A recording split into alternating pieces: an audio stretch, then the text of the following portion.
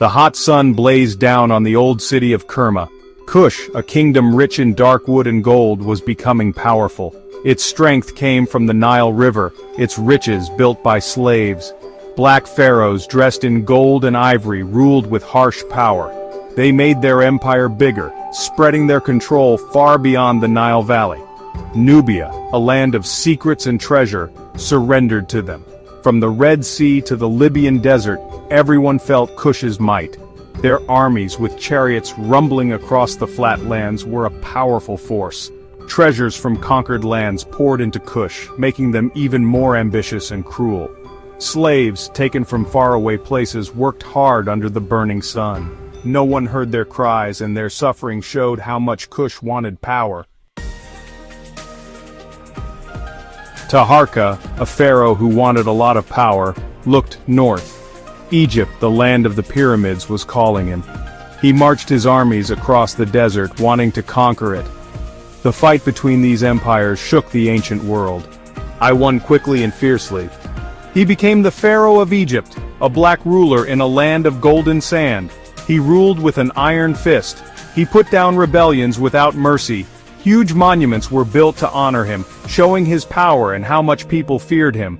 But quietly, people started to complain, and the complaints spread quickly. A new power was growing in the desert. People whispered about one God, Allah, and his prophet Muhammad. Islam slowly but surely came to Sudan. Arab traders, their camels carrying goods and new ideas, also brought their religion. The rulers of Sudan, who didn't like this at first, were soon stuck between two different worlds. Becoming Muslim meant more trade and new friends, but it also meant fighting. The old ways, the ancient gods of Kush, began to disappear. People were forced to become Muslim, which made them angry. Arabic, the language of the Quran, became the important language. But secretly, some people still followed the old ways. Section 4. The Mahdi's Cry, Fighting Back. Everyone was waiting for something to happen. A man named Muhammad Ahmad said he was the Mahdi, a chosen leader. He called the Sudanese people together, promising freedom from outsiders and a return to real Islam. The Mahdist revolt, a mix of strong religious feelings and anger against the rulers, spread through Sudan. The Anglo-Egyptian army wasn't ready and faced a strong enemy. Khartoum, the important city on the Nile, became a battlefield. The Mahdi's followers, wanting freedom and believing strongly in their cause, fought fiercely. There was much bloodshed in the streets, showing the terrible cost of being ruled by others and the deep desire for freedom. Section 5. Scars of Division, North and South Sudan. After Sudan became independent, it was still divided. The North, mostly Arab and Muslim, controlled everything. The South, with many different groups and religions, felt unimportant and mistreated.